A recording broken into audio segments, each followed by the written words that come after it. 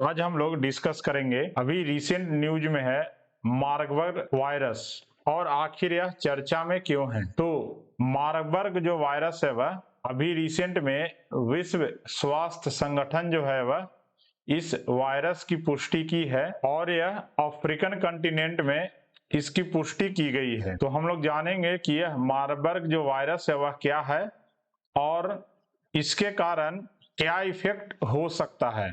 तो स्टार्ट करते हैं हम लोग। तो पहले हम लोग जान लेते हैं कि आखिर जो मार्बर्ग जो वायरस है वह चर्चा में क्यों है। क्योंकि विश्व स्वास्थ्य संगठन जो है वह इस वायरस की पुष्टि की है और हाल ही में इक्वेटोरियल गिनी जो एक कंट्री है सेंट्रल अफ्रीका का, इसमें इस वायरस के प्रकोप की पुष्टि की गई है। और इक्वेटोरियल गिनी जो है वह अफ्रीकन कंटिनेंट में है, तो इसका लोकेशन देख लेते हैं। और इक्वेटोरियल गिनी जो है यह अफ्रीका कंटिनेंट में है, तो यह कंट्री जो है इक्वेटोरियल गिनी है, जहां हाल ही में मार्बर्ग वायरस की पुष्टि जो है विश्व स्वास्थ्य संगठन के द्वारा की गई है। और हाल ही में एक व्यक्ति की जान लेने की पुष्टि की गई है।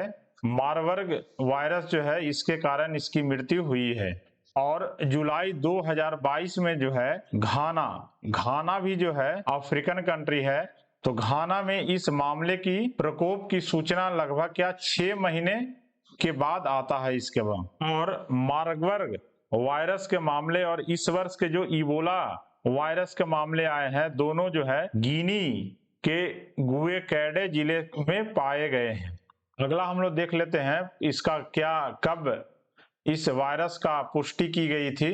तो सबसे पहले जो है 1967 में मार्बर्ग जो वायरस है वह फ्रैंकफर्ट जर्मनी और बेलग्रेड सर्बिया में एक साथ इस वायरस के 2 बड़े प्रकोप देखे गए थे। इसके बाद अन्य शहर जैसे अंगोला, कांगो लोकतांत्रिक गणराज्य, केन्या, दक्षिण अफ्रीका और युगांडा में इसके प्रकोप देखे गए। और 1967 से अब तक क्या है, मार्बर्ग वायरस के कुल 12 प्रकोप हो चुके हैं, जिसमें से अधिकतर जो देश है वह दक्षिण और पूर्वी अफ्रीकन देश है, इसमें हुए हैं।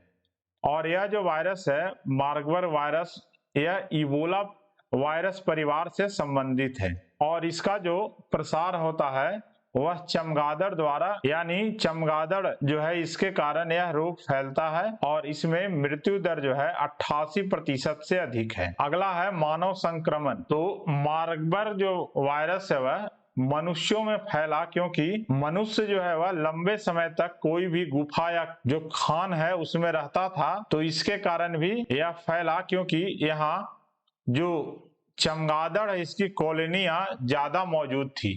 और राउसेट्स बैट कॉलोनिया जो है यह एक बैट्स की प्रजाति है जिसे फ्लाइंग फॉक्स के रूप में भी जाना जाता है। और इस बीमारी के संरक्षण के बारे में देखते हैं तो एक बार अगर किसी व्यक्ति को इस बीमारी से या वायरस से संक्रमण हो जाता है, तो यह वायरस जो है एक व्यक्ति से दूसरे व्यक्ति में अलग अलग माध्यमों से यह फैल सकता है, जैसे कि बिस्तर या कपड़े पहनने से जो संक्रमित है उससे भी यह जो वायरस है वह एक मनुष्य से दूसरे मनुष्य में फैल सकता है। और इस बीमारी के लक्षण के बारे में देखते हैं तो इस बीमारी के होने के लक्षण है सिर दर्द, उल्टी में रक्त आना, मांसपेशियों में दर्द।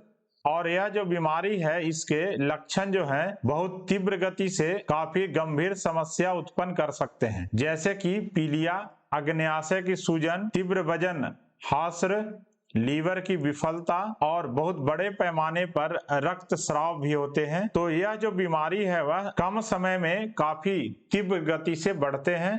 तो हम लोग इस बीमारी के लक्षण के बारे में पढ़ लिए, अब जानते हैं कि इस बीमारी का निदान क्या है। तो यह बीमारी को पहचानना बहुत मुश्किल है, क्योंकि इस बीमारी के जो लक्षण होते हैं वह मलेरिया और टाइफाइड से काफी मिलते जुलते हैं, जिसके लिए इसे पहचान पाना शुरू में बहुत मुश्किल होता है। हालांकि कुछ प्रशिक्षण है, यानी कुछ टेस्ट हैं, जैसे पॉलीमरेज चेन रिएक्शन पीसीआर और एंजाइम लिंक्ड इम्यूनोसॉर्बेट परख एलिशा, यह 2 प्रशिक्षण है जिसके कारण इस बीमारी की पुष्टि की जा सकती है, लेकिन बहुत ही मामले में यह जो बीमारी है वह मलेरिया और टाइफाइड बुखार के एक ही समान होता है, जिसके लिए इसे शुरू में पकड़ पाना बहुत मुश्किल होता है। अब हम लोग जानेंगे इसके उपचार क्या हैं। तो अभी वर्तमान में कोई इसका दवा नहीं बना है और इस बीमारी का भी कोई टीका विकसित नहीं किया गया है, लेकिन आप कुछ चिकित्सा पद्धति का उपयोग करके इस बीमारी से आप बच सकते हैं, या कुछ जो प्राथमिक उपचार आप इस बीमारी के कर सकते हैं, जैसे कि रोगी के तरल पदार्थ तथा इलेक्ट्रोलाइट्स को संतुलित करना, ऑक्सीजन की स्थिति और रक्तचाप को बनाए रखना, रक्त की कमी और रक्त के थक्के के कारकों को बदलना और किसी भी जटिल संक्रमण के लिए उपचार शामिल हैं।